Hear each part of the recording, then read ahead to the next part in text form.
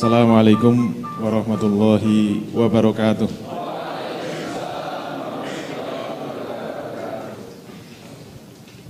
Alhamdulillahirabbil alamin. Shalatu wassalamu ala asrofil anbiya'i wal mursalin Sayyidina wa maulana Muhammadin wa ala alihi wa sahbihi ajma'in, amma ba'd. Bapak-bapak, ibu-ibu dan saudara-saudara sekalian, alhamdulillah kita bisa dipertemukan kembali dalam majelis yang mulia ini, yaitu Islamic Business Coaching untuk sesi yang ke-16. Walaupun sebenarnya sudah 17. Karena kemarin ada yang 14 setengah. Kita masuk kepada materi membangun fondasi bisnis yang ke-11. Dan ini adalah materi yang ditunggu-tunggu khususnya para pebisnis, terutama yang rezekinya masih cepat. Kira-kira kenapa ya?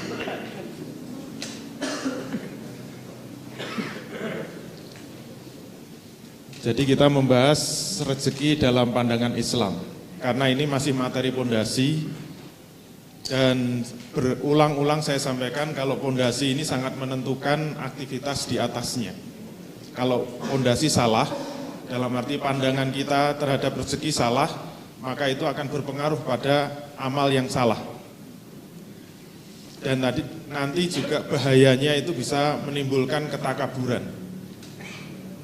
Mungkin yang bisnisnya sukses, rezekinya banyak, duitnya banyak, melimpah, dia merasa bahwa apa yang didapatkan itu merupakan hasil kerja kerasnya. Maka yang menjadi pertanyaan besar, apakah rezeki itu memiliki korelasi positif dengan kerja keras? Ini selalu menimbulkan tanda tanya.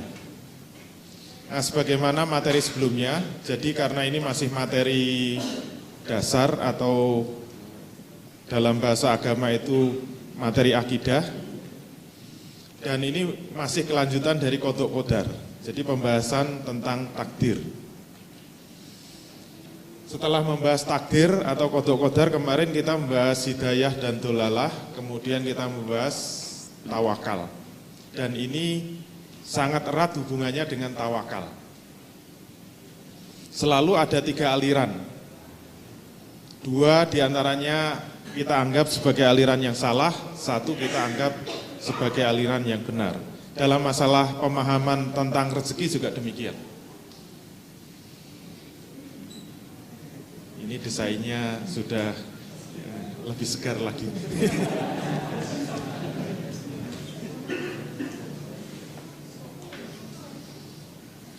Sebagai pengantar, banyak orang yang memahami bahwa rezeki itu diperoleh dari usahanya sendiri. Ini pemahaman jenis pertama. Jika orang bekerja keras kemudian menerima gaji, hal itu dianggap sebagai hasil usahanya. Maka di antara Bapak Ibu sekalian yang merasa sukses, tentu akan mengatakan, saya ini sukses dalam bisnis, saya ini kaya raya, uang saya itu bisa untuk mandi kayak gini, itu karena hasil kerja keras saya. Para pedagang yang memperoleh keuntungan menganggap bahwa keuntungan itu hasil usahanya, hasil kerja kerasnya. Dokter yang menerima upah karena ngobati pasien, kemudian dianggap upah itu datang dari dirinya. Maka pertanyaan besarnya, pemahaman ini benar apa salah? Maka mohon maaf, sudah kita kunci jawabannya. Ini adalah pemahaman rezeki jenis pertama yang salah. Kok bisa begitu? Bagaimana kita buktikan?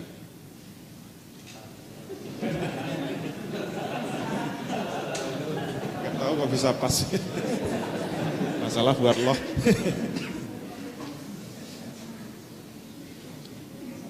Sekarang mari kita buktikan bareng-bareng, benarkah rezeki itu identik dengan usaha?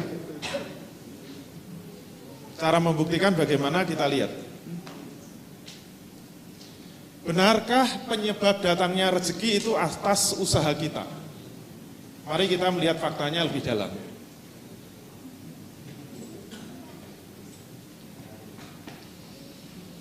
Misalnya saja, nanti kalau nggak percaya, kita lihat ada pedagang yang sukses. Jualannya laku keras, di tempat yang strategis. Coba lakukan usaha yang sama, dengan cara yang sama, di tempat yang sama, dengan dagangan yang sama, dengan harga yang sama, dengan promosi yang sama, dengan teriakan yang sama, dengan gaya yang sama, kira-kira hasilnya sama apa tidak? Kalau kita berani mengatakan bahwa rezeki itu identik dengan usaha, mestinya dengan usaha yang sama, dengan cara yang sama, dengan effort yang sama, dengan energi yang sama, dengan tenaga yang sama, dengan modal yang sama, dengan dagangan yang sama, pokoknya sama-sama, wajahnya juga sama. Kira-kira hasilnya sama atau tidak? Bisa saja yang satu tetap laku keras, tapi sampingnya tidak laku sama sekali. Padahal barang yang dijual itu sama, di tempat yang sama, dengan harga yang sama, dengan gaya yang sama. Itu sudah membuktikan dengan jelas, dengan sederhana bahwa usaha itu tidak identik dengan hasil. Makanya kita nggak usah iri dengan mereka-mereka yang sukses, coba aja tiru dengan gaya yang sama.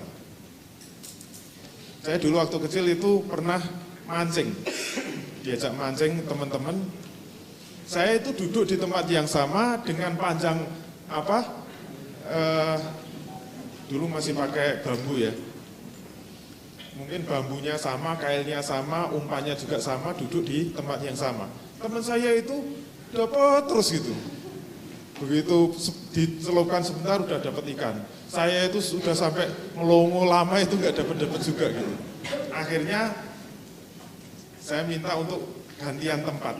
Ini mungkin gara-gara tempatnya. Akhirnya saya suruh pindah tempat saya ganti tempat yang dia duduki tadi. Ternyata teman saya tetap dapat terus. Saya enggak, satu pun enggak dapat. Akhirnya ini mungkin kailnya itu. Akhirnya dia suruh gantian kailnya. Kailnya dia pakai kail saya gitu. Ternyata juga dia dapat terus. Saya tetap enggak dapat. Kayaknya saya dibenci sama ikan-ikan di tambak itu. Padahal taman saya nggak jelek-jelek amat. Saya nggak tahu penyebabnya apa. Apa tangan saya itu tidak,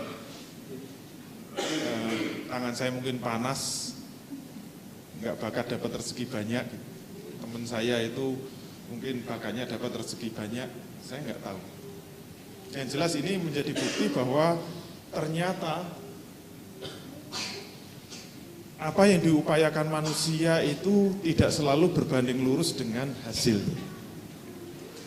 Bahkan sebaliknya, mungkin kalau teman-teman itu sama-sama bisnis, mungkin bisnisnya sama, jenisnya sama, mungkin sama-sama jadi sales.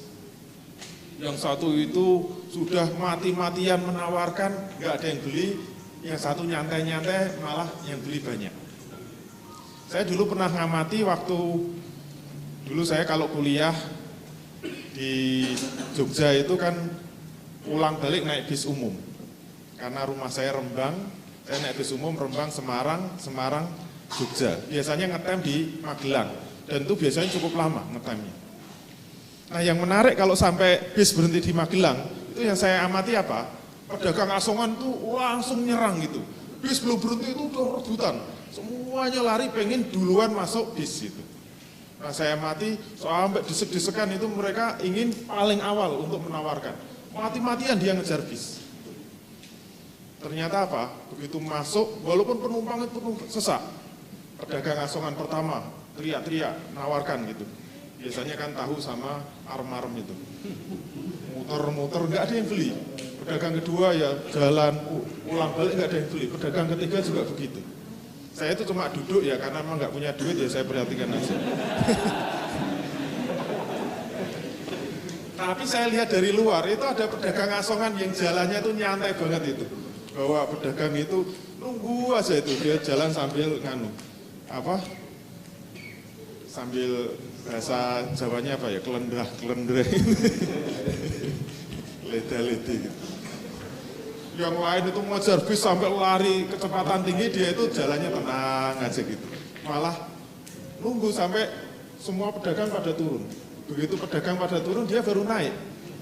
Ternyata begitu dia naik, nawarkan tuh rebutan pada beli sama dia gitu. Kenapa? Mungkin karena dia sendirian. Jadi yang datangnya belakangan, nawarkannya juga asal-asalan, itu malah pada beli, begitu turun udah habis itu dagangannya. Yang rebutan dari awal ngejar mati-matian malah nggak ada yang beli. Maka kalau kita mengatakan bahwa usaha itu berbanding lurus dengan hasil, nampaknya yang mati-matian berusaha itu malah nggak laku. Berarti kesimpulannya apa? Kalau jualan nggak usah sungguh-sungguh. Santai aja lah. Ngapain ngoyo itu. Yang nyantai malah laku keras itu. Yang ngoyo nawarkan kemana-mana malah sebel orang itu. Nggak mau beli. Nah sebenarnya masalah ini itu bagaimana? Kembali kepada dua lingkaran. Andalan kita dua lingkaran. Karena ini kelanjutan dari Kodok Kodar. Bagi yang nggak ikut dari awal ya, ada jualan nggak itu di sini? Ini ternyata desainernya tidak mau bikin lingkaran penuh. Lumayan lah nggak lonjong. Sebenarnya masalah rezeki ini harus kita lihat dalam dua hal. Yang pertama adalah al-hal, yang kedua adalah al-asbab. Hal dan sebab. Hal itu bahasa Arab, kalau bahasa Indonesianya ya keadaan. Sebab itu ya sebab. Sebenarnya kita harus melihat fakta rezeki itu dalam dua lingkaran ini, dua aspek ini. Al-hal dan al-asbab. Yang disebut al-hal itu apa? Yang disebut al-hal itu adalah kondisi atau keadaan yang biasanya dapat mendatangkan rezeki. Jadi al-hal itu keadaan atau kondisi yang biasanya dapat mendatangkan rezeki. Ingat, ini biasanya. Berarti tidak pasti. Maksudnya apa? Kalau kita itu jualan di tempat yang ramai dengan jualan yang di tempat sepi, al-halnya menang mana? Mestinya menang yang di tempat ramai. Kalau kita itu jualan di tempat yang strategis, di tempat yang ramai, kemudian laku keras, itu merupakan al-hal. Keadaan yang memang biasanya mendatangkan rezeki. Dibanding dengan kalau kita jualan di tempat yang sepi. Kalau kita jualan di tempat yang sepi, biasanya tidak laku. Sing tuku sopo. Wong sepi kok. Jangan-jangan nanti jin yang lewat.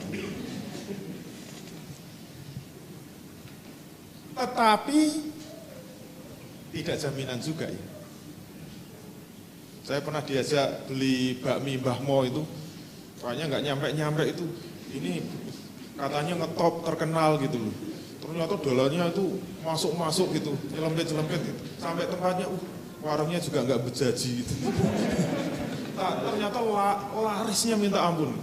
Yang beli itu bawa mobil-mobilan gitu. Nggak ada yang mobil sungguhan, mobil-mobilan.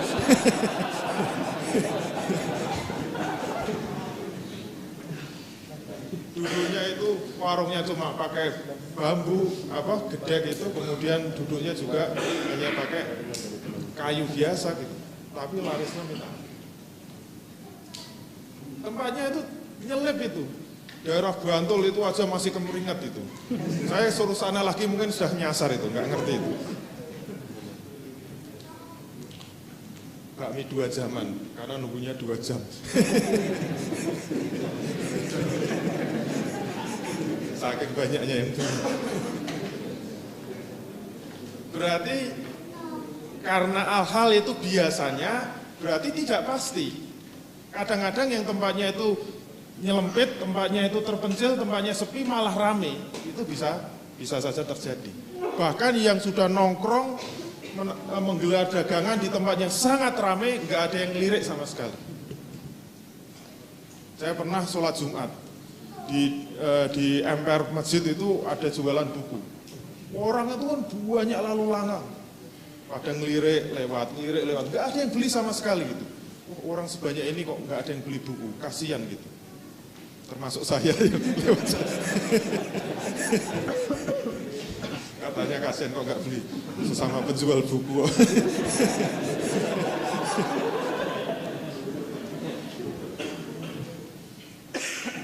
Nggak otomatis ternyata. Saya yang nggak pernah jual buku aja, buku saya laris. Promosi.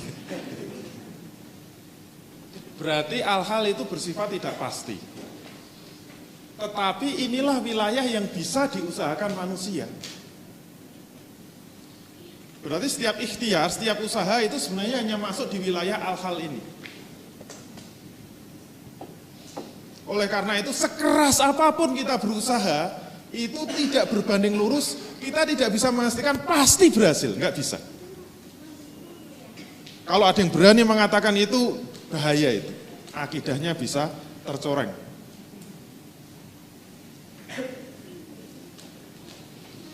Dalam bahasa Arab, kalau kita mengatakan pasti hubungannya itu sebab akibat, itu adalah asbab. Sebab. Yaitu apa? Bersifat kausalitas, sebab akibat. Kenapa? Dia bersifat pasti. Nah, sebenarnya yang ditunggu-tunggu manusia, sebenarnya yang dicari-cari manusia itu apa? Sebab datangnya rezeki. Ya enggak? Kalau manusia tahu sebab datangnya rezeki, enak banget kan?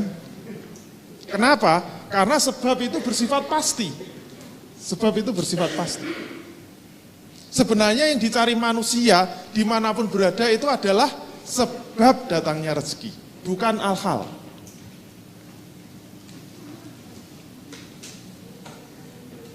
Maka menjadi pertanyaan besar bagi kita. Kira-kira sebab datangnya rezeki itu apa? Ternyata ini masalah yang gaib bagi manusia. Kembali kepada istilah gaib ya. Kalau ini pertemuan awal, teori berpikir, tingkat 2. Kalau disebut gaib ini berarti sesuatu yang tidak bisa dilihat langsung oleh manusia. Sesuatu yang tersembunyi, sesuatu yang terhalang atau sesuatu yang sudah lampau, sesuatu yang akan datang, itu istilah gaib.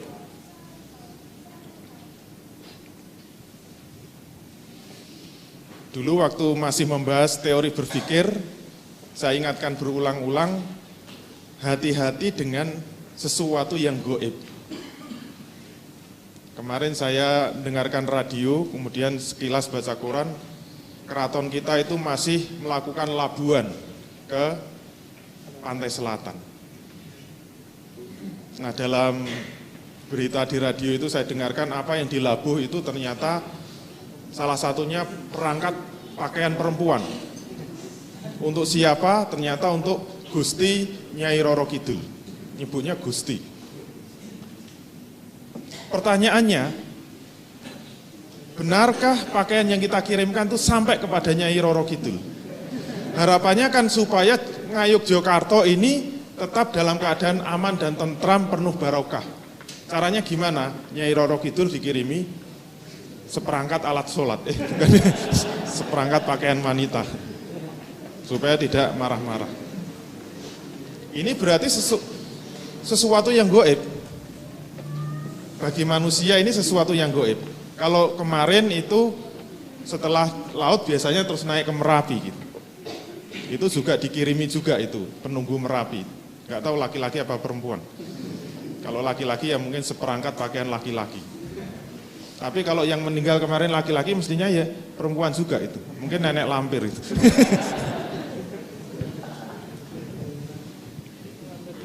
Itu terlambat ngasihkan, makanya dia minta korban. Ini juga sesuatu yang gaib, hati-hati.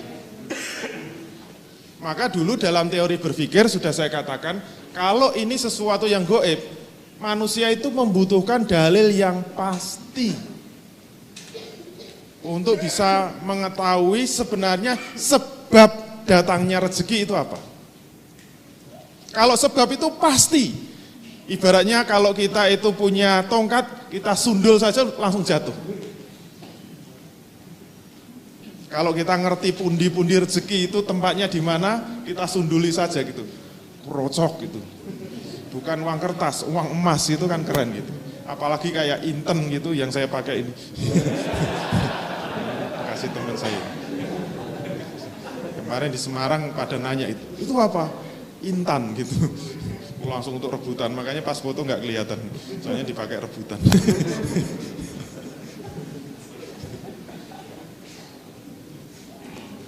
Ini Intan asli atau tidak tergantung yang pakai ternyata. Kalau yang memakai meyakinkan itu kelihatan asli. Ini kelihatan asli enggak? Berarti yang pakai enggak meyakinkan. Membutuhkan dalil yang bersifat pasti. Mari kita lihat dalilnya. Sebab datangnya rezeki, dalil yang pasti itu syaratnya dua, yaitu harus qot'i, baik qot'i subut maupun qot'i dalalah atau dilalah. Qot'i subut itu berarti sumbernya bersifat pasti, kalau qot'i dalalah itu penunjukannya atau maknanya itu juga bersifat pasti. Yang memenuhi syarat ini biasanya kalau subut itu seluruh ayat Quran itu qot'i subut, karena periwayatannya secara tawatir atau tawatur. Kalau hadis itu hanya hadis yang mutawatir, yang bersifat qot'i subut. Tapi Quran itu walaupun semua ayatnya qot'i subut, tapi ada yang maknanya itu ada yang zonni dalalah, ada yang qot'i dalalah. Maka yang kita ambil itu adalah yang qot'i subut dan qot'i dalalah. Kalau dari Quran semuanya qot'i subut, tapi ada ayat-ayat Quran yang zonni dalalah. Kalau zonni dalalah itu menimbulkan perbedaan penafsiran. Kayak ayat salah sata kuru. Masa idah bagi perempuan yang ditalak itu 3 kali kuru. Kuru itu apa? Ternyata bagi orang Arab itu menimbulkan 2 pemahaman. Ada yang memahami kuru itu maknanya adalah suci, ada yang memahami kuru itu maknanya haid. Berarti ini tidak qot'i dalalah, tidak qot'i dalalah. Maka yang kita ambil itu adalah yang qot'i dalalah. Maka mari kita kumpulkan ayat-ayat yang qot'i subut dan qot'i dalalah terkait dengan sebab datangnya rezeki. Kita buka semua. Oh, ada banyak. Yang pertama Al-An'am ayat 142. Kulu mimma razaqakumullah. Makanlah dari rezeki yang telah diberikan Allah kepadamu. Ada yang salah dalam menafsirkan atau menimbulkan 2 penafsiran. Makanlah dari rezeki yang telah diberikan Allah kepadamu. Berarti rezeki diberikan oleh siapa? Allah. Ayat kedua, Ar-Rum 40. Allazi khalaqakum tsumma razaqakum. Yang menciptakan kamu, kemudian yang memberimu rezeki. Dialah Allah yang telah menciptakan kamu, kemudian Dia Allah yang telah memberimu rezeki. Kemudian Yasin 47, Angfiku mimma razaqakumullah. Nafkahkanlah sebagian dari rezeki yang telah diberikan Allah kepadamu. Kemudian Ali Imran 37, Innallaha yarzuqu may yasha. Sesungguhnya Allah memberi rezeki kepada siapa saja yang dikehendaki. Al-Ankabut 60, Allahu yarzuquha wa iyyakum. Allah lah yang memberi rezeki kepadanya dan juga kepadamu. Kemudian Al-Hajj 58, la yarzuqannahumullah. Benar-benar Allah akan memberikan kepada mereka rezeki. Yabsutur rizqa liman yasha. Allah lah yang meluaskan rezeki dan menyempitkan rezeki bagi siapa saja yang Dia kehendaki. Wabtaghu indallahir rizqa, maka mintalah rezeki itu dari sisi Allah. Kesimpulannya apa dari ayat-ayat ini? Ternyata ada makna yang bersifat pasti dari sumber yang pasti. Sebab datangnya rezeki ternyata hanya satu, yaitu biyadillahi wahdah. rezeki itu ternyata dari sisi Allah Subhanahu wa taala atau dari tangan Allah Subhanahu wa taala atau hanya dari Allah semata.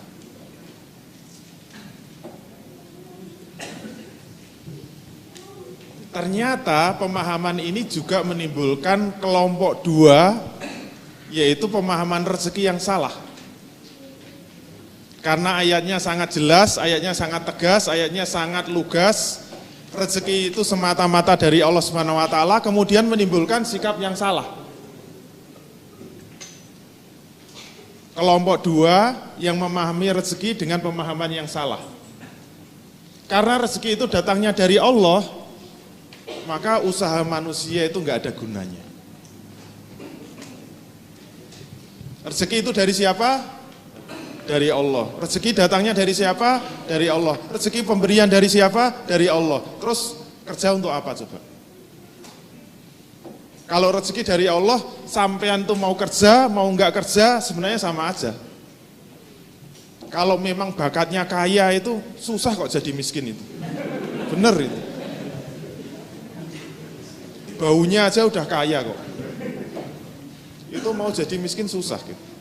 Mau kerjanya asal-asalan ya tetap kaya, mau enggak kerja ya kaya, tidur terus ya kaya.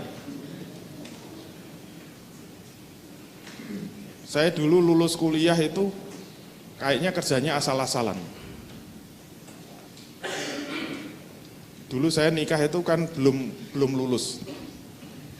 Bapak saya marah. Waktu saya minta restu, doa restu. Durung lulus kok wis arep pengen nikah gitu. Ya saya cuma minta doa restu. Wis kono kawin-kawin aku ora urusan. Orang tua enggak merestui. Tapi karena sudah nekat ya sudahlah. Ya tetap mau datang, mau semua mau. Tapi nanti urusan setelah nikah, mau jungkir balik kayak apa, Bapak nggak mau tanggung jawab. Siap, karena sudah kebelet kan.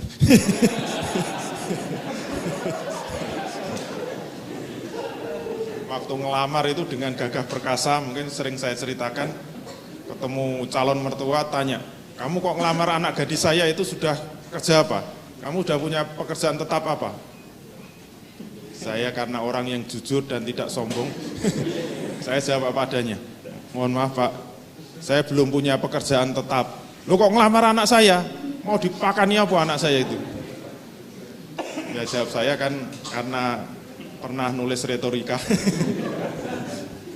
Saya memang belum punya pekerjaan tetap Pak. Tapi Bapak jangan khawatir, saya akan tetap bekerja.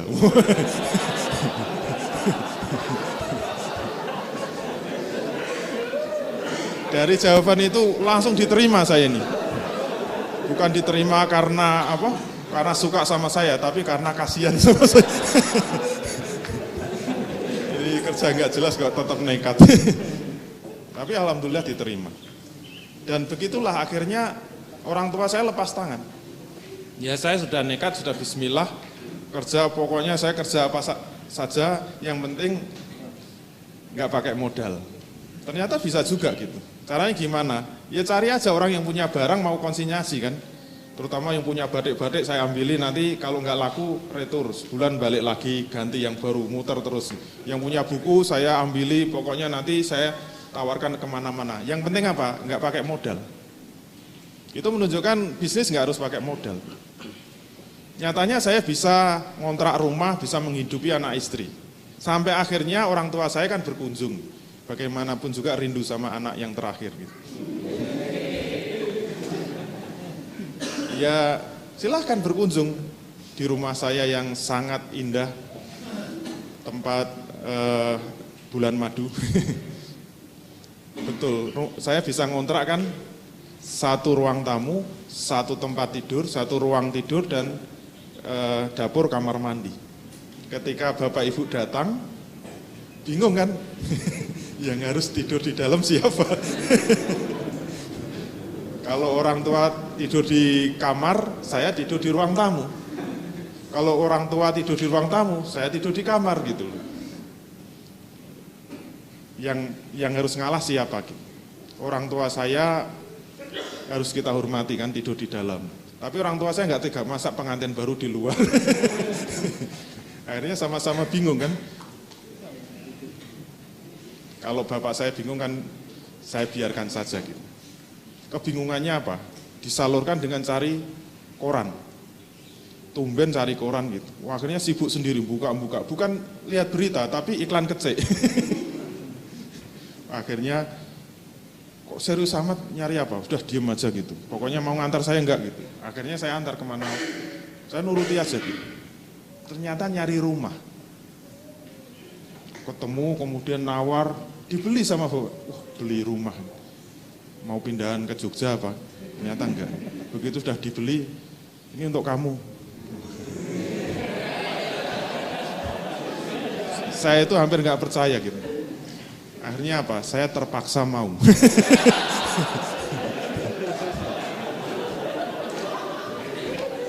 Sampai sekarang yang saya rumah tempat itu pemberian orang tua. Lumayan kan, tipe 54, tanahnya 150 meter.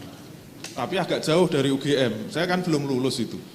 Lahir anak saya yang pertama, saya bawa itu ke laboratorium, bolak-balik gitu. Jaraknya kan jauh 15 kilo gitu. Akhirnya hujan kehujanan. Istri saya juga belum lulus, saya boncengkan naik motor gitu. Sakit kan, cucu kesayangan bapak saya itu sakit. Saya telepon sama bapak, ini cucunya sakit, obati apa? Dan bapak saya kan ahli herbal gitu. Malah dimarahin. Wah, anak kecil kok dibawa-bawa, itu kan kehujanan bisa sakit. Ya kan harus lulus gitu. Langsung dimarahin, udah pulang aja gitu. Duh, kok pulang, ini masih kan penelitian. Pokoknya pulang, besok pulang. Akhirnya saya pulang. Sampai di rumah, kok ada mobil di depan, ini mobilnya siapa?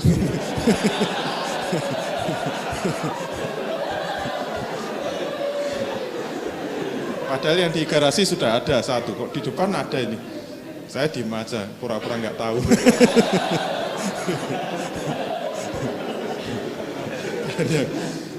Akhirnya langsung ngomong, ini bawa pulang ke Jogja. Bener? Iya bawa pulang, jangan sampai cucunya sakit lagi. Terpaksa mau. Itu artinya apa? Mau miskin itu susah.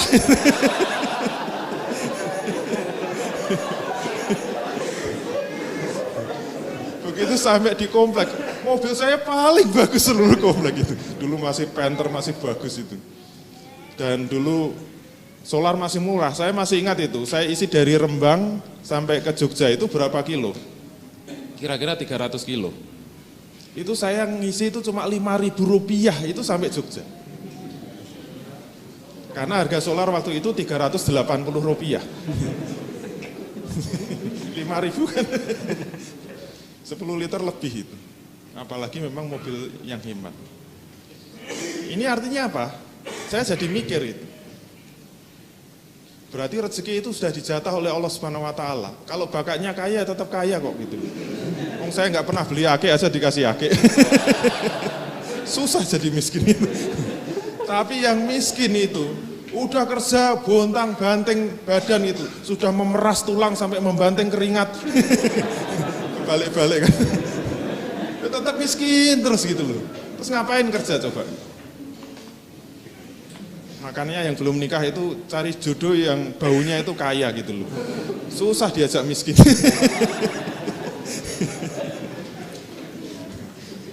Berarti apa kesimpulannya? Usaha manusia itu gak ada gunanya. Manusia cukup pasrah sama Allah Subhanahu wa taala. Wong jatahnya sendiri-sendiri kok. Jatahnya kaya-kaya, jatahnya miskin-miskin gitu. Kalau saya lihat rezeki saya dari dulu ya gini-gini aja gitu. Saya pengen sangat kaya nggak bisa, pengen miskin juga nggak bisa. Ya gini terus gitu loh. Memang jatahnya segitu kok. Ya sudah pasrah aja lah. Jalan-jalan kalau pas kesandung ya paling ketemu duit. Ya gimana lagi? Wong rezeki itu adalah dari Allah Subhanahu wa taala. Apapun yang diberikan Allah itu adalah rezeki kita. Manusia tidak perlu bersusah payah mencari rezeki. Semua sudah ada jatahnya. Ini adalah pemahaman rezeki yang salah jenis kedua. Pemahaman rezeki yang salah jenis kedua. Jadi menganggap rezeki itu hasil usaha manusia itu salah, menganggap rezeki itu sudah sudah dijatah sehingga kita itu nggak perlu mencari rezeki, itu juga salah. Pokoknya pasrah aja lah. Kalau jatahnya kaya tidur terus juga tetap kaya, itu juga salah. Terus yang benar gimana? Maju kena, mundur kena kan? Memahami bahwa rezeki itu identik dengan usaha salah, kemudian memahami rezeki itu sudah dijatah oleh Allah, kemudian kita nggak perlu kerja keras juga salah. Untuk memahami itu kita mulai dari melihat makna rezeki secara bahasa. Rezeki itu dari kata bahasa Arab rozako, artinya a'to, yaitu pemberian. Jadi rezeki itu pemberian. Yang kedua yang harus kita pahami, rezeki itu tidak sama dengan kepemilikan. Berarti karena rezeki itu pemberian, untuk memperoleh rezeki itu bisa melalui dua jalan. Bisa dengan jalan yang halal, bisa juga dengan jalan yang haram. Tapi dua-duanya disebut rezeki. Kalau dibuat petanya kayak gini. Pernah lihat peta? Kalau belum pernah nanti tanya Dora. Jadi kalau dari ayat-ayat tadi diurutkan, sebab datangnya rezeki itu dari Allah Subhanahu wa taala. Itu al-asbab. Sebab yang pasti rezeki itu berasal dari mana, itu dari Allah Subhanahu wa taala. Itu adalah sebab datangnya rezeki. Berarti sudah disiapkan oleh Allah Subhanahu wa taala di atas. Kemudian sebelum turun ke bawah, untuk bisa turun harus ketemu dengan al-hal. Yaitu kondisi keadaan yang bisa diupayakan oleh manusia untuk menurunkan rezeki itu. Dan hal-hal itu ternyata bisa dua kemungkinan. Usaha manusia itu bisa dengan usaha yang halal, bisa dengan usaha yang haram. Kalau usaha yang halal kemudian itu bisa mendatangkan rezeki, maka rezekinya disebut rezeki yang halal. Kalau usaha yang haram, maka rezekinya disebut rezeki yang haram. Tapi harus diingat, dua-duanya itu beda. Kalau usahanya itu halal, maka itu berarti baru bisa disebut hak milik. Sedangkan kalau rezeki yang haram, tidak bisa disebut hak milik. Tapi dua-duanya adalah rezeki. Contohnya gini, di depan gedung kita banyak motor ya. Nanti yang nggak punya motor ambil satu aja gitu. Kalau sukses bawa motor sampai di rumah nggak ketahuan, itu namanya rezeki. Betul itu. Tapi itu rezeki yang haram. Maka tidak boleh diklaim bahwa itu milik saya, nggak bisa. Tapi kalau nyolong motor baru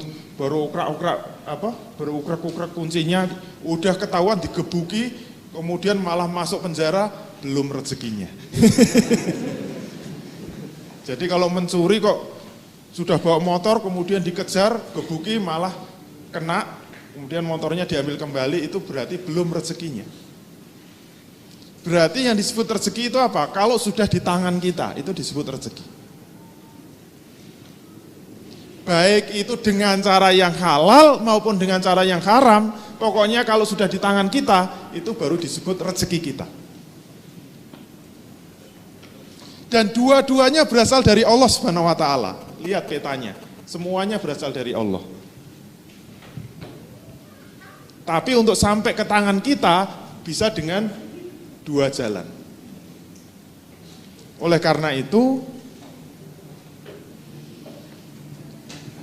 pandangan yang mestinya kita ambil itu mengikuti dua lingkaran yang sudah kita bahas dalam Qadha Qadar.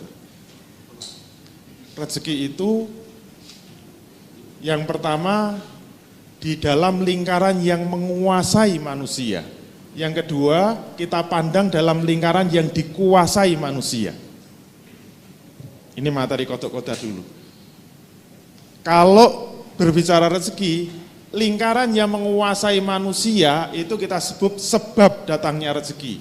Itu berasal dari Allah dan itu merupakan kodoknya Allah dan itu tidak dihisab oleh Allah. Artinya apa? Kalau kita mau bicara besar kecilnya rezeki, banyak sedikitnya rezeki, itu semuanya di sini. Kita tidak bisa memastikan rezeki kita itu berapa. Tidak bisa. Sepenuhnya apa yang kita dapatkan itu adalah jatah dari Allah. Berasal dari Allah, itu termasuk kodok dari Allah. Dan kita ngertinya kalau sudah sampai kepada kita. Kalau kita mau mulai bisnis ya, kita kira-kira mau sukses atau tidak, keuntungan kita besar apa kecil, kita tidak bisa memastikan. Dan tidak ada satupun manusia yang bisa memastikan. Walaupun ikut coaching udah diajari hitungannya udah, kalau saya ngisi coaching tentang properti syariah itu kan wah hitungannya sampai bikin ngiler semua gitu. Pokoknya nggak pernah ngitung juta-jutaan, mesti minimal MM-an gitu. Kalau bicara bisnis properti kok ngomong juta-jutaan itu bukan kelasnya properti. Itu jualan kacang goreng. Kalau properti ya MM-an gitu. Apalagi kalau sudah dibuatkan diagram programnya gitu. Tinggal masukkan punya lahan berapa hektar, masuk jelek langsung hitungannya kan jalan sendiri. Terus nanti ada kotak yang harus diisi. Mau bangun berapa rumah, masukkan saja. Mau tipe berapa, nanti keuntungan langsung keluar. Berapa miliar. Gitu. Ketoknya enak banget. Prakteknya apa begitu? Tidak bisa dipastikan. Tidak bisa dipastikan. Jadi apa? Sepenuhnya sebab datangnya rezeki itu adalah kodok dari Allah. Di tangan Allah. Kita manusia tidak tahu. Yang di bawah pengetahuan manusia, di bawah hitungan manusia, di bawah akal manusia itu adalah lingkaran yang dikuasai manusia. Yaitu apa? Al-hal. Yang bisa diupayakan manusia itu al-hal, bukan sebab datangnya rezeki. Tapi keadaan yang biasanya mendatangkan rezeki. Nah manusia itu akan terikat dengan lingkaran ini. Kenapa? Inilah yang berasal dari manusia, sepenuhnya dikendalikan manusia, tergantung keputusan manusia, dan ini akan dihisab oleh Allah Subhanahu wa Ta'ala. Itu yang akan dihisab. Dari sini sudah kelihatan, kalau ada yang berpendapat bahwa kalau rezeki itu sudah di tangan Allah, sudah dijamin Allah, berarti kita nggak kerja kan? Untuk apa kerja? Begitu kita mengatakan nggak perlu kerja, langsung ini dihisab oleh Allah. Kenapa? Ucapan itu dalam lingkaran yang dikuasai manusia, terutama laki-laki. Kalau laki-laki sudah berani mengatakan kita nggak perlu kerja, ini memang nggak ada urusannya sama rezeki, tapi Allah langsung mencatat dosa hukumnya. Makanya kalau mau ngelamar itu nggak perlu mengatakan saya sudah punya pekerjaan tetap, tetapi apa? Wajib tetap bekerja. Itu laki-laki sejati. Kok jadi sombong? Kenapa? Karena yang wajib bagi laki-laki itu bekerja. Kalau nggak kerja dosa, masalahnya gitu. Urusan rezeki banyak apa sedikit, itu sudah ada jatahnya kan? Iya enggak? Kalau nuruti kerjaan saya dulu itu, cuma jualan buku, jualan baju, keliling-keliling itu, hasilnya berapa? Untuk bisa makan aja alhamdulillah. Tapi mobilnya paling mewah. Sehingga kalau ada orang cari sumbangan, yang disasar rumah saya duluan. Padahal untuk beli beras aja nggak jelas. Beli bensin aja nggak kuat. Karena mobilnya solar.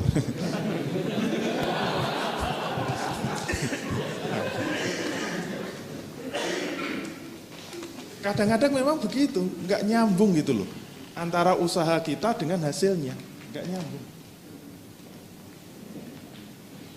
Oleh karena itu seharusnya kita jadi manusia yang harus kita fokuskan itu pada lingkaran al-hal ini. Dan karena itu al-hal, akal itu bisa tahu bagaimana kaidah asbabiyah. Kalau biasanya ini menghasilkan, ya bisa kita kejar. Biasanya hal-hal itu bisa diketahui kalau orang itu sudah punya pengalaman, experience. Kuncinya di situ. Kalau kita nggak punya pengalaman, maka kita bisa belajar pada orang yang pengalaman. Paling enak itu belajar pada orang yang pengalaman. Saya dulu waktu awal-awal pengantin baru, saya paling senang ketemu dengan orang yang sukses. Kontak tokoh, pokoknya yang pertama kan urusan mesti urusan dakwah dulu. Seperti materi tawakal kemarin kan. Poros kehidupan kita itu dakwah. Ketemu orang, kita bicarakan dakwah. Kalau sudah mentok, baru bicara bisnis. Maksudnya sudah selesai gitu, terus kalau ketemu orang sukses itu jangan minta sumbangan, jangan itu. Rahasianya apa? Kalau ketemu orang sukses itu falsafah Jawa ya, senang dipuji-puji. Wah, saya lihat Bapak itu sukses. Saya kagum dengan Bapak. Wah, itu langsung kepalanya langsung nyut-nyut itu. Kalau pakai kopiah langsung jebol itu. Maka langsung bilang, terus terang Pak, saya ingin belajar dari kesuksesan Bapak. Wah, dia ngomongin gitu, ngomongnya nggak selesai-selesai gitu. Seneng mesti orang gitu. Kenapa? Begitu dia mau cerita, yang paling mahal itu experience itu. Pengalaman itu, mau kuliah berapa tahun juga itu kalah tetap dengan pengalaman. Dulu yang pernah saya ingat itu, saya itu dulu mengawali dengan kesana kemari itu bawa karung isinya itu celana panjang, pokoknya celana kolor semua itu. Dari kota ke kota jualan gitu. Sekarang jadi juragan celana kolor. Tapi nggak ada kolor hijau. Diikuti saja, itu namanya al-hal. Tapi kemudian kalau kita mempraktekkan, kita mengikuti, belum tentu hasilnya itu sama. Kenapa? Karena itu rahasia Allah yang kita nggak tahu. Karena nggak tahu, maka kita fokuskan akal kita di sini. Terus pertanyaannya, apa sih bedanya kita memahami makna rezeki yang benar dengan yang salah tadi? Bedanya apa? Bagi seorang bisnismen, ada pengaruhnya enggak? Kalau kita mau kaitkan dengan materi tawakal kemarin, itu dampaknya sangat dahsyat. Kita bisa lihat. Pemahaman rezeki dalam lingkaran manusia, kalau kita petakan mengikuti materi tawakal kemarin, itu bukan kita dudukkan kanan kiri, tapi atas bawah. Seperti kemarin yang mau berantem siapa? Gedenya boleh sama, umurnya sama, bobotnya sama, sabuknya juga sama, sabuk putih. Kenapa yang satu berani, gagah perkasa, yang satu lari terbirit-birit? Padahal badannya sama. Apa yang membedakan? Perasaan dia atau pemahaman dia. Siapa yang jadi backingnya? Itu yang membedakan. Itu materi kemarinnya. Kita pakai lagi itu materi. Tawakal yang benar itu sebelum bekerja, selama bekerja, dan setelah bekerja. Itu kita aplikasikan untuk pemahaman rezeki. Lingkaran yang pertama, walaupun bentuknya bukan lingkaran, yaitu yang menguasai manusia, berarti di dalam dada manusia. Ini isinya adalah keyakinan-keyakinan. Oke, itu harus didahulukan sebelum bisnis, sebelum melakukan apa-apa, tolong hatinya, dadanya, perasaannya ditata dulu. Nanti pengaruhnya sangat dahsyat. Kenapa? Kalau kita memulai bisnis dengan tawakal, artinya apa? Yakin bahwa rezeki itu dari Allah. Pengaruhnya apa? Normalnya secara psikologis, secara mental, ibarat kemarin mau berkelahi ya, yang satu merasa anaknya Pak Lurah, yang satu merasa anaknya petani. Kira-kira yang punya keberanian besar siapa? Anaknya Pak Lurah kan. Yang anaknya petani belum berkelahi udah lari terbirit-birit. Kenapa? Enggak punya perasaan sama sekali. Itu artinya apa? Enggak punya tawakal. Orang yang tawakal itu berarti apa? Merasa punya backing, yaitu apa? Lurah. Kalau backingnya lurah aja gagah perkasa, apalagi backingnya bupati, apalagi backingnya gubernur, apalagi backingnya jenderal, apalagi backingnya Jokowi. Wah, makin gagah lagi. Apalagi kalau merasa backingnya adalah Allah Subhanahu wa Ta'ala, Zat yang maha kaya raya, Allah Subhanahu wa Ta'ala. Kalau kita merasa di belakang kita, backing kita adalah Allah Subhanahu wa Ta'ala, kenapa nyali kita ciut? Allah itu maha kaya. Jangankan cuma duit 1 juta 2 juta, menciptakan alam semesta aja bisa kok. Kenapa nyali kita ciut? Kalau kita merasa ciut, merasa takut, merasa pesimis, itu sama saja kita nggak punya tawakal kepada Allah Subhanahu wa Ta'ala. Nggak punya keyakinan yang benar terhadap rezeki, bahwa itu datang dari Allah Subhanahu wa Ta'ala. Sayang sekali.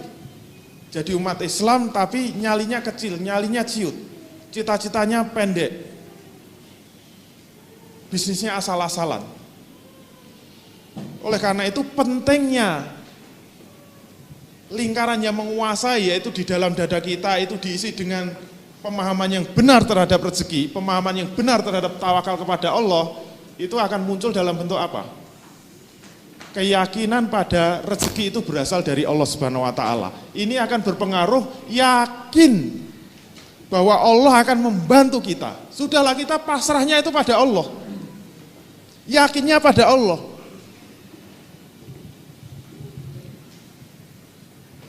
Gak usah lirik sana lirik sini.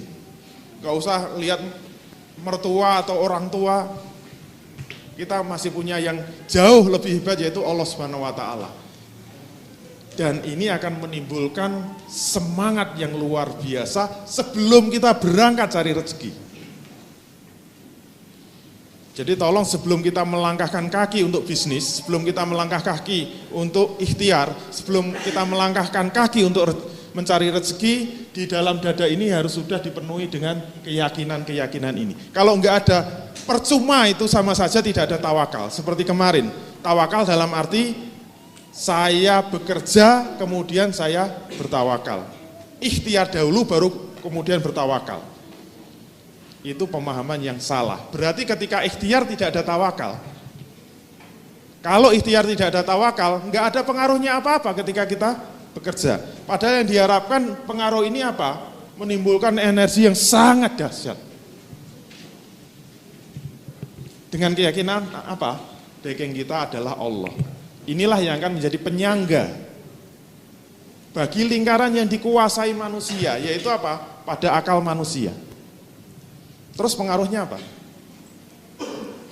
Kemarin sudah kita bahas. Kalau kita menginginkan Allah jadi backing kita, yang jadi masalah apa? Allah itu nggak kelihatan. Kemarin contohnya, kenapa kalau punya backing jenderal itu beraninya minta ampun? Kayak ponakan saya itu. Karena jenderalnya kelihatan. Kita mau maju, bapaknya ketawa apa enggak, kumisnya dilinting apa enggak gitu. Kan kelihatan, diridhoi atau tidak. Tapi kalau kita itu menginginkan backingnya Allah Subhanahu wa Ta'ala, kita mau melangkah, Allah ridho apa enggak? Allah setuju apa enggak? Allah akan mendukung kita apa enggak? Allah meridhoi enggak? Allah akan membantu kita apa enggak? Kita enggak tahu. Kita enggak bisa melihat wajahnya Allah Subhanahu wa Ta'ala. Nah, bagaimana kita bisa memastikan bahwa Allah akan mendukung kita? Bagaimana kita harus memastikan bahwa Allah akan membantu kita? Maka inilah yang disebut tawakal ini harus menyangga akal manusia. Kalau ingin memastikan bahwa Allah membantu kita, itu akan memaksa kita untuk terikat dengan syariat Allah. Tidak perlu melihat Allah, karena Allah nggak kelihatan. Tidak harus melihat wajah Allah, karena nggak kelihatan. Tapi bagaimana kita bisa memastikan Allah akan membantu kita, Allah akan meridhoi kita, Allah akan mensupport kita, Allah akan menjadi backing kita. Caranya gimana? Kalau yang kita lakukan itu sesuai dengan syariat Allah, maka kita harus yakin seyakin-yakinnya bahwa Allah akan membantu kita. Dan kalau kita melanggar syariat Allah, kita harus yakin Allah tidak ridho sama kita. Kalau sukses itu namanya dijelomprongke, dilulu. Bahasa Inggrisnya istidroj, bahasa Arabnya. Dan kemarin tawakal tidak cukup hanya terikat dengan syariat Allah, tapi harus ditambah apa? Senantiasa terikat dengan sunatullah di dalam mencari rezeki. Kenapa? Kemarin sudah dibahas. Pokoknya kalau orang tidak mau terikat dengan sunatullah, kayak orang Arab Badui, saya lepas untaku dan saya bertawakal, dimarahi oleh Rasul, ikat untamu dan bertawakal. Kenapa? Melepaskan diri dari sunatullah itu tidak bertawakal dan Allah tidak ridho. Berarti kalau ingin Allah ridho itu minimal 2 tadi, yaitu apa? Kita harus bisa memastikan bahwa apa yang kita lakukan, bisnis yang kita lakukan itu benar-benar sesuai dengan syariat Allah. Yang kedua apa? Kita harus menjalani bisnis sesuai dengan sunatullah. Siapa yang paling tahu sunatullah dengan bisnis kita? Kita harus mencari orang yang paling punya pengalaman dalam bisnis itu. Kejar terus saja. Cari yang sukses, jangan yang tidak sukses. Itu paling hanya curhat saja itu. Saldo Anda 0 rupiah, apakah Anda ingin melakukan tindakan kriminal? Ya apa tidak?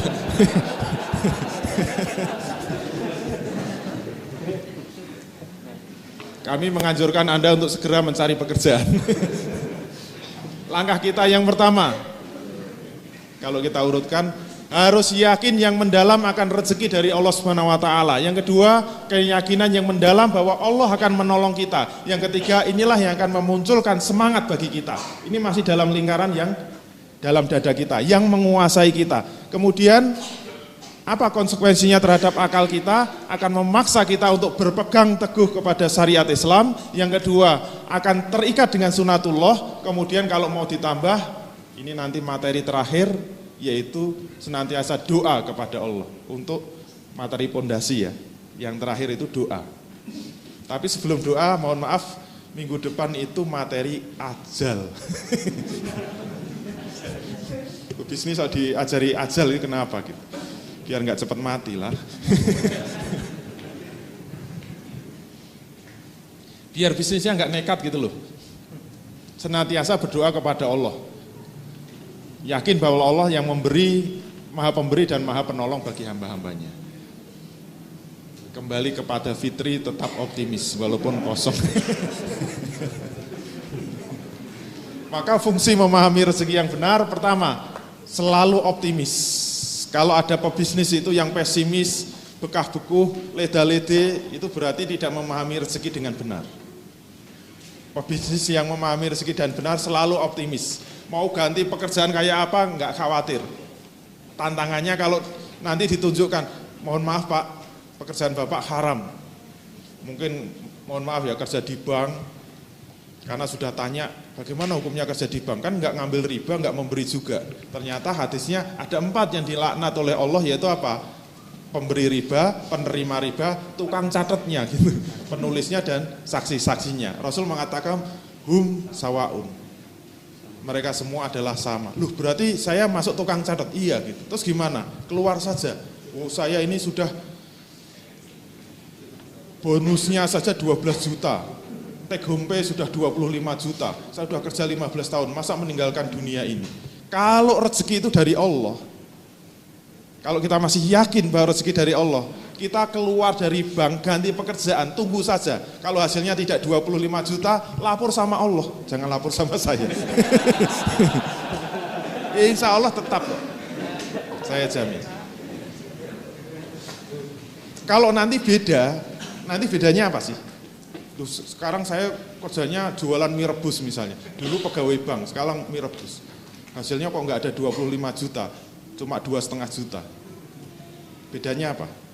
Yang satu barokah, yang satu tidak.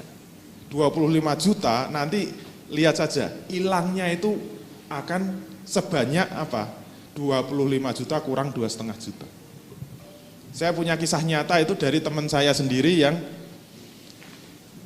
enggak perlu saya sebut, pokoknya dia dosen fakultas hukum. Ya karena sama-sama dosen mengeluh sama saya, Pak saya itu jadi dosen kok hidupnya pas-pasan terus itu, rumah satu, mobil satu, kijang lagi gitu. Istri satu, semaunya berapa. Saya kalau cuma dosen saja kayaknya nggak akan meningkat. Terus maunya apa? Saya pengen jadi pengacara, pengen jadi advokat. Akhirnya dia nekat, dia ngurus izin, akhirnya dapat izin advokat, mulai beraksi. Benar dia jadi pengacara, hasilnya melimpah ruah. Wah duitnya itu ratusan juta.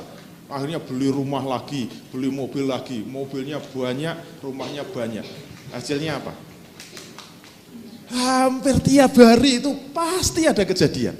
Kalau enggak mobilnya nabrak, anaknya yang nabrak, istrinya sakit, masuk rumah sakit, tiap hari gonta-ganti terus.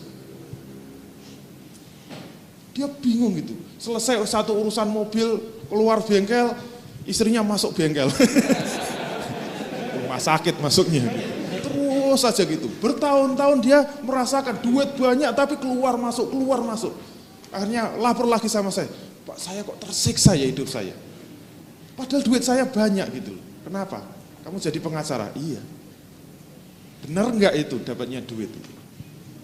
Dia tahu sendirilah pengacara itu. Pengangguran banyak acara. Akhirnya saya yakinnya apa yang Bapak dapatkan itu dari jalan yang haram. Keluar saja Pak, kembali jadi dosen. Alhamdulillah dia mau balik jadi dosen, akhirnya apa? Gajinya pas-pasan lagi. Tapi dia kembali ketemu saya, dia mengatakan, gak ada satupun anaknya yang sakit. Istrinya gak pernah sakit, mobilnya gak pernah masuk rumah sakit. Kayaknya aman, tentram, walaupun gajinya pas-pasan. Berarti apa? Sama kok. Dapat banyak, keluarnya juga banyak. Mending dapat banyak, keluarnya enggak banyak. Maunya sih gitu. Maka optimislah. Enggak perlu risau dengan jenis pekerjaannya, enggak perlu risau dengan status sosialnya. Yang penting yang harus kita risau itu apa? Halal apa haram pekerjaan kita. Itu yang harus membuat kita risau. Kalau kita nggak bisa seperti itu, nggak bisa mengelola perasaan kita, percuma. Kita dapat materi makna rezeki, pemahaman rezeki yang benar, nggak ada gunanya. Jadi yang harus membuat kita itu tenang, tentram, istiqomah itu selalu terikat dengan hukum syariat. Karena jumlah tidak ada hubungannya dengan cara yang dipakai. Kalau memang jatahnya besar, itu mau cari cara yang cepete pun tetap dapat kok. Kalau dengan cara cepete nggak dapat, ya memang jatahnya sedikit gitu aja. Gitu kok repot. Sehingga tidak menghalalkan segala cara di dalam mencari rezeki. Jadi yang harus kita perhatikan pertama, ini halal apa haram. Sampai yang teman dosen tadi nanya saya, terus saya tapi ngajarnya kan ilmu hukum dari Belanda, hukum kafir, boleh enggak gitu? Saya bilang mengajarkan hukum kufur itu boleh hukumnya, tidak haram, alhamdulillah. Tapi dengan syarat, selesai mengajarkan harus disampaikan bahwa itu hukum kufur, hukum yang salah. Gitu. Wassalam. Oh gitu ya, iya gitu. Wah capek-capek ngajar, wah dari awal sampai akhir 2 jam jelaskan ini hukum gini. Sudah paham semua? Sudah. Anak-anak sekalian perlu saya sampaikan, apa yang tadi saya sampaikan semuanya salah, hukumnya haram, itu kufur karena berasal dari Belanda, tidak dari Islam. Wassalam, lari aja.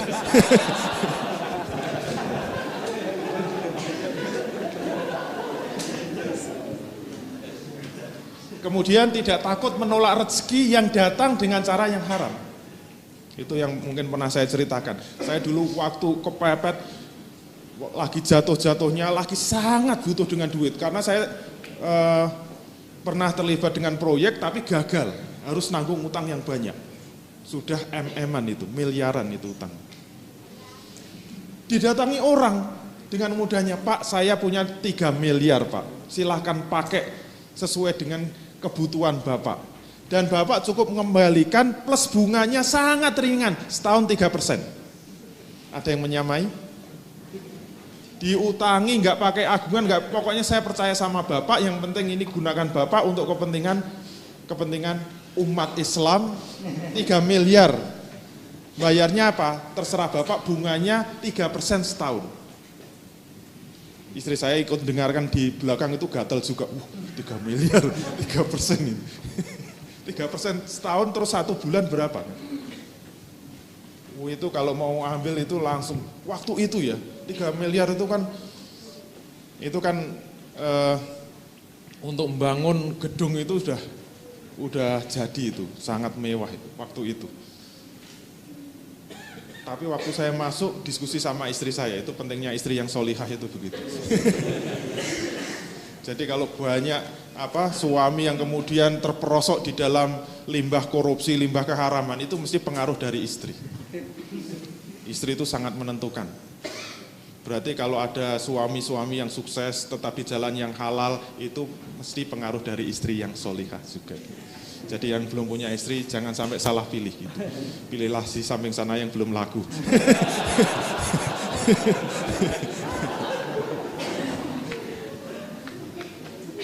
Tapi begitu istri saya mengatakan haram hukumnya Mas, di haram. Kalau yang ngomong istri itu rasanya cek gitu loh. Semangat nyala-nyala, langsung haram Pak. Gitu. Tidak takut sama sekali. 3 miliar ditolak, haram Pak. Dan tidak mudah putus asa jika gagal dalam usaha. Namanya bisnis itu up and down gitu, kadang naik, kadang turun. Bedanya apa sih orang yang punya pemahaman rezeki yang benar dengan yang salah? Kalau yang benar, gagal itu tenang. Tidak akan gelisah, tidak akan kecewa. Kenapa? Backingnya adalah Allah Subhanahu wa Ta'ala. Allah Maha Kaya kok. Kenapa kita harus galau gitu?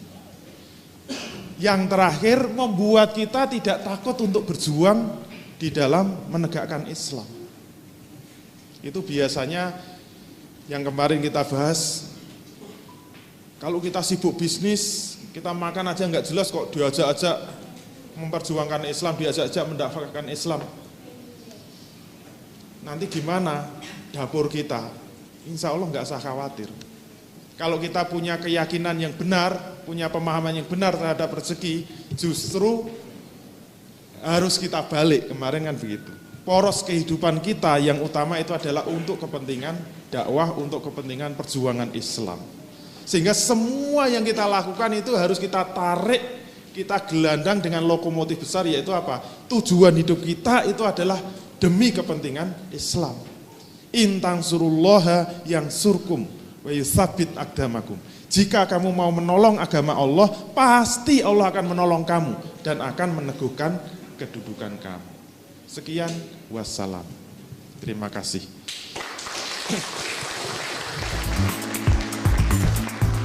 Terima kasih Anda telah menyaksikan tayangan persembahan Pengusaha Rindu Syariah. Silakan hadiri acara-acara yang kami buat seperti Islamic Business Coaching, di mana kita dapat mempelajari kerangka berbisnis Islam, kemudian Islamic Business Sharing, di mana kita bisa belajar kepada pengusaha yang telah menerapkan bisnis syariah, Fikih Bisnis Islam, di mana kita bisa bertanya dan memecahkan permasalahan-permasalahan bisnis kontemporer, dan Muslimpreneur Power Camp, di mana kita akan termotivasi untuk menjadi pejuang syariah dalam berwirausaha. Sampai ketemu di pertemuan berikutnya. Wassalamualaikum warahmatullahi wabarakatuh.